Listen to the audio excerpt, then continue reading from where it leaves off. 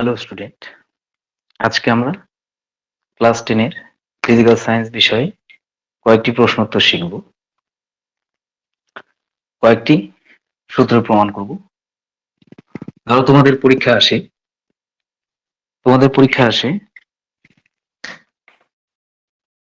যে প্রমাণ করো পিভি ইকুয়ালস টু এনআরটি। আবার কোনো সময় বলে যে এই সূত্র থেকে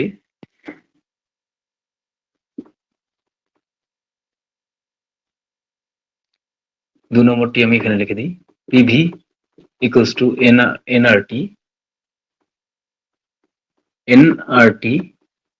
সমীকরণ থেকে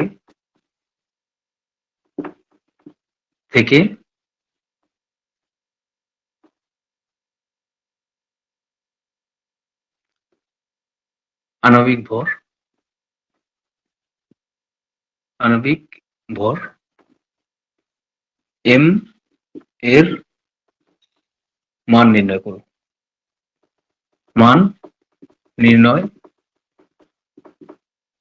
করো।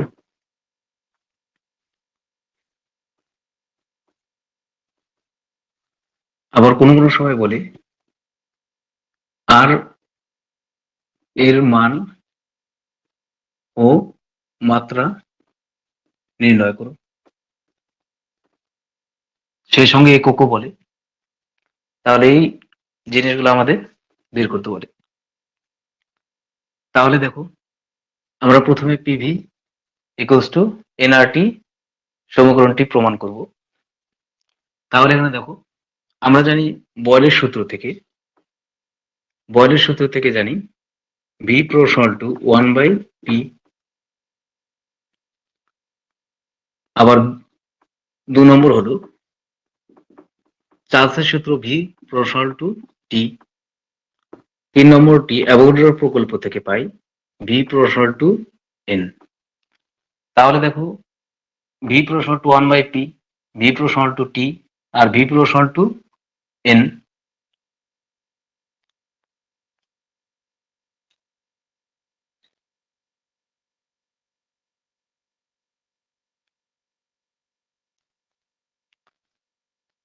তাহলে দেখো, এই তিনটি জিনিস আমরা পেয়ে গেলাম। তাহলে এই তিনটি সূত্রকে যদি আমি একসাথে করি, V proportional to 1/p into V proportional to T into V proportional to N. তাহলে দেখো, এখানে ভি প্রপোর্শনাল টু আমি লিখতে পারি এন টি বাই পি। আবার দেখো, PV proportional to N T. এবার যদি আমি এখানে এই সমানুপাতিক ধ্রুবকটি যদি তুলে দিই, তাহলে পি ভি ইকুয়ালস টু কত, কে এন টি। এবার এখানে দেখো, কে এর বদলে একটি স্পেশাল ধ্রুবক, মানে কে এর বদলে কে ইকুয়ালস টু আর। তাহলে পিভি ইকুয়ালস টু কত,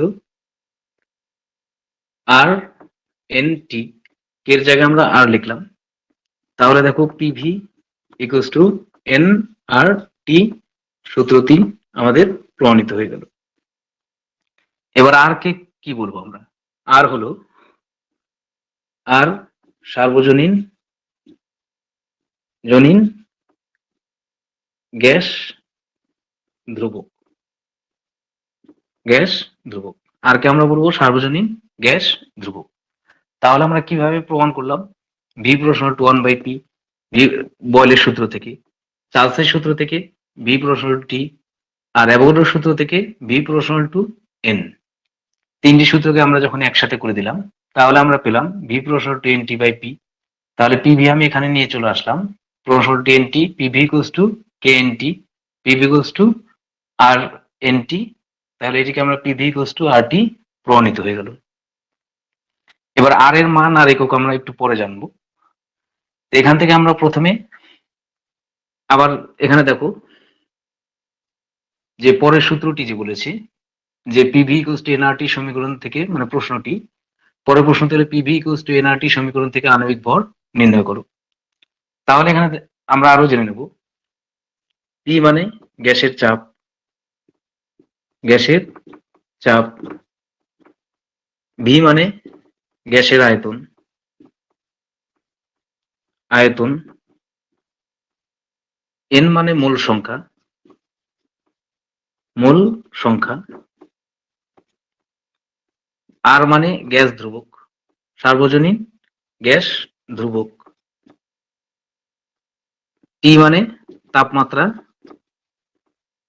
তাপমাত্রা কেলভিন স্কেলে, কেলভিন স্কেলে। কেন কি দেখো, ক্যাপিটাল টি মানে তাপমাত্রা কি কেলভিন স্কেলে, আর যদি স্মল টি হয় তাপমাত্রা, স্মল টি হলে তাপমাত্রা ডিগ্রি সেন্টিগ্রেড স্কেলে, ডিগ্রি সেন্টিগ্রেড স্কেলে। এখানে তাহলে আমরা তাপমাত্রার কথা যখন আসলোই, তাহলে আমরা এখানে একটু জেনে নেব যে টি equals to T plus 273 degree. T equals to T plus 273 degree. অর্থাৎ যদি তোমাকে দেয় যে 30 ডিগ্রি সি সমান কত কেলভিন, তাহলে আমরা কি করব? T equals to 30 plus 273, অর্থাৎ কেলভিন স্কেলে আসবে আমাদের 303 কেলভিন। তাহলে আমরা ডিগ্রি সেন্টিগ্রেড আর কেলভিন স্কেলের সম্পর্কটাও জেনে নিলাম। এবার দেখো আণবিক ওজন যে বের করব, তার আগে আমাদের লাগবে যে মোল সংখ্যা কি। এটা আমি মুছে দিচ্ছি এখানে।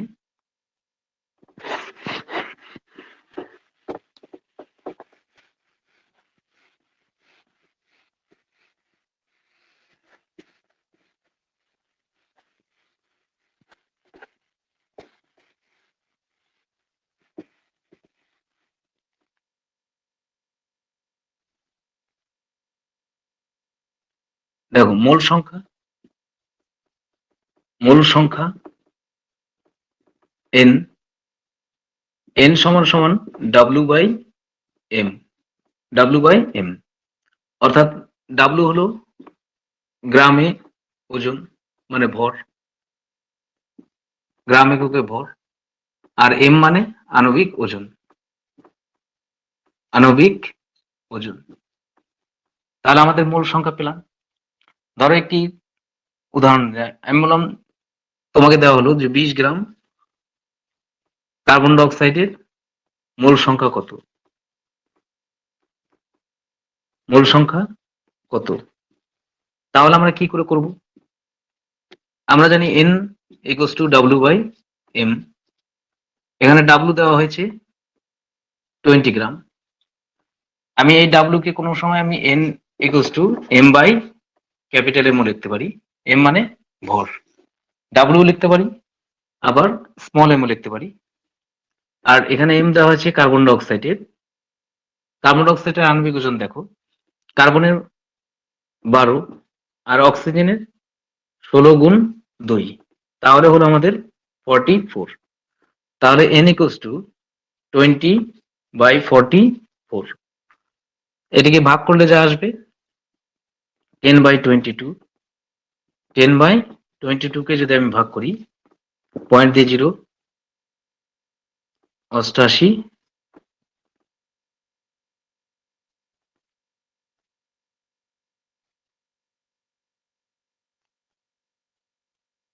তাহলে 0 মোল সংখ্যা হলো, তাহলে n এর মান বের হলো 0 পয়েন্ট, আমরা 2 ঘর পর্যন্তই নেব এত।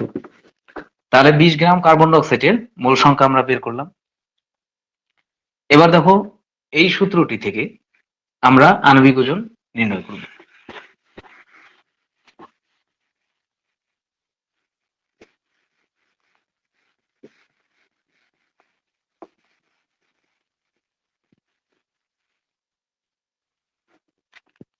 তাহলে দেখো আমাদের কাছে সূত্র PV equals two nRT, PV equals two nRT.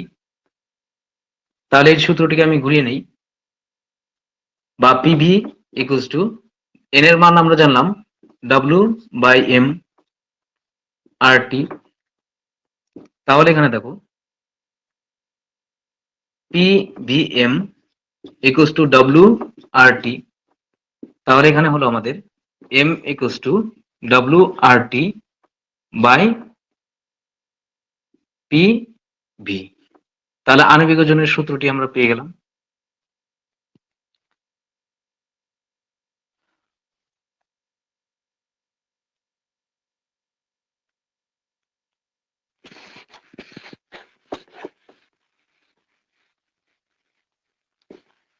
এবার দেখো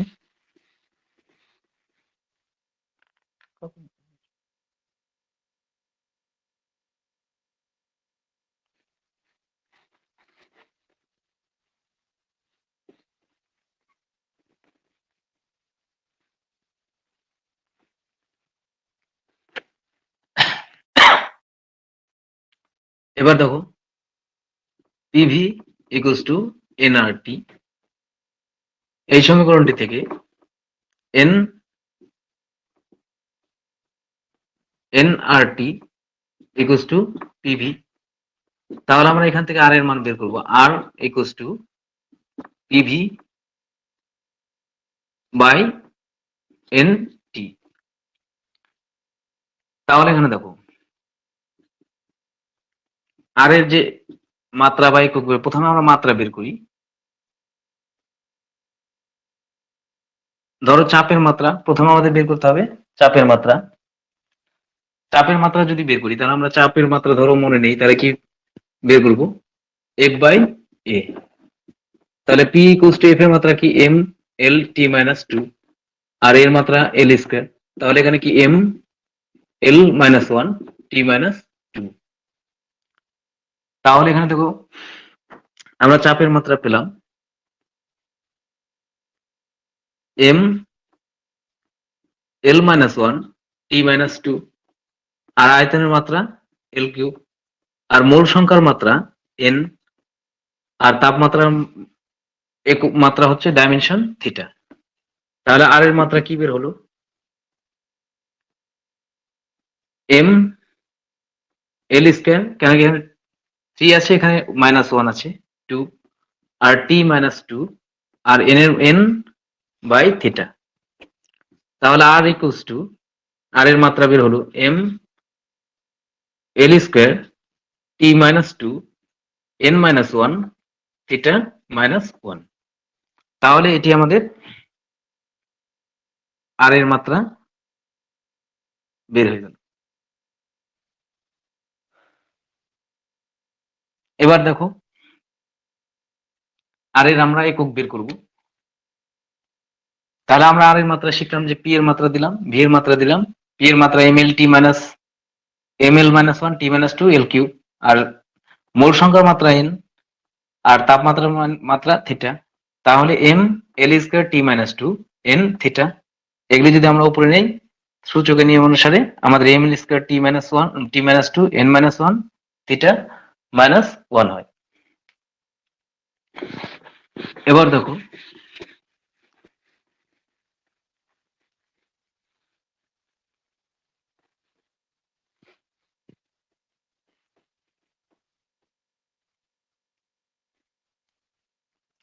আমরা আর এর একক মান বের করব। আর বা সর্বজনীন গ্যাস ধ্রুবক, আর equals to PV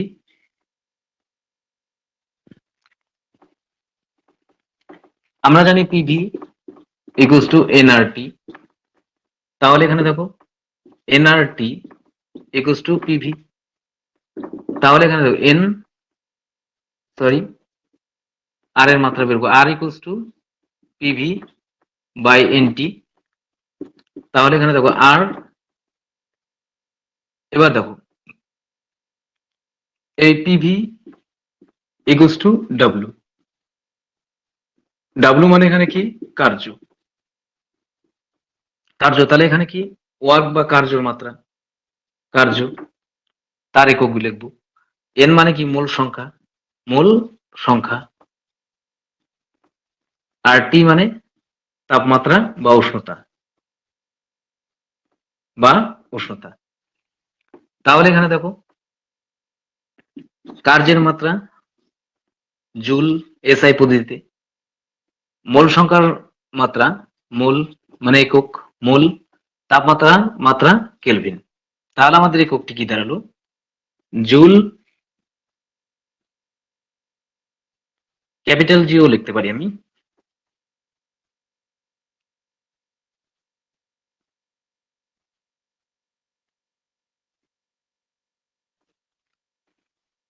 joule joule mole minus one, কেন নিচ থেকে যদি উপরে যায় আবার কেলভিন মাইনাস ওয়ান। আর এসআই পদ্ধতিতে আর এর মান 8.31 joule mole minus one kelvin minus one, এটি এসআই পদ্ধতিতে। আবার আর এর মাত্রা সিজিএস পদ্ধতিতে 8.31 ইন্টু 10⁻7 আর্ক, কেন কি সিজিএস পদ্ধতিতে কার্যের একক আর হয় mole minus one kelvin minus one. আর এর আরেকটি একক আছে লিটার অ্যাটম স্পেয়ার এককে 0.082 litre atmosphere mole minus one, এখানে লিখে দিই আমি।